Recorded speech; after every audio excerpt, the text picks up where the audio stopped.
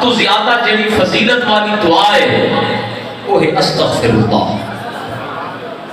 انہاں محافظ دے مقاصد ہوندے نا کہ حضور علیہ السلام دی جڑی تعلیمات ہیں نا وہ دسیا مجھے لوگاں دی اصلاح ہوئے کہ اساں صرف خود کو جناب ایک نعرے دی حد تک نہ رکھوں بلکہ پریکٹیکل لائف دے وچ حضور نبی پاک صلی اللہ علیہ وسلم دے اسوہ حسنہ دے تے عمل پیرا ہوں اور سیرت طیبہ دا مطالعہ کروں اور حضور علیہ السلام دی سیرت کروں جناب اساں اپنے واسطے ایک رول ماڈل بناؤں عملی نمونہ بناؤں.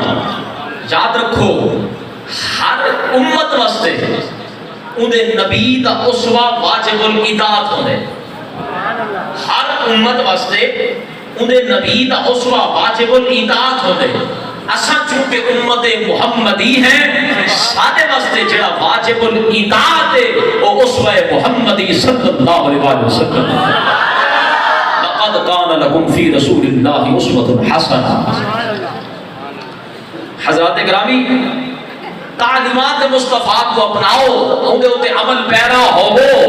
حضور علیہ السلام دے اسوہ حسنہ دے عمل پیرا ہوو. اے دین اسلام مکمل ہے, اے دین کمپلیٹ ہے.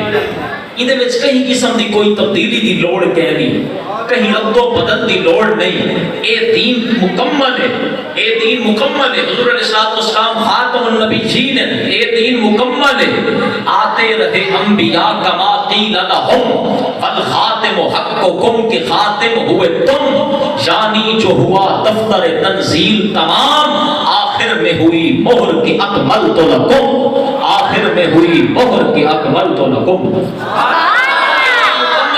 کئی قسم کی تبدیلی دی لوڑ نہیں. یہ ترکہ مصطفیٰ ہے, ردی تو نہیں. یہ ترکہ مصطفیٰ ہے, ردی تو نہیں. میراث ہے سب کی, تیری جدی تو نہیں. اس میں نہ دکھا رد و بدل کے جوہر, ارے اسلام تیرے باپ کی گدی تو نہیں. اسلام تیرے باپ کی گدی تو نہیں. اے دین مکمل ہے. ایدے وچ کہیں قسم دی کوئی تبدیلی دی لوڑ کہنی. امت محمدیہ کو چاہیے اپنے دل دے وچ حضور علیہ السلام دی کامل محبت پیدا کرو. تو سائیں دے بغیر مومن کوئی بھی نہیں تھی سکتا جب تک حضور علیہ السلام دی کامل محبت دل وچ نہ ہو. ٹھیک ہے نا.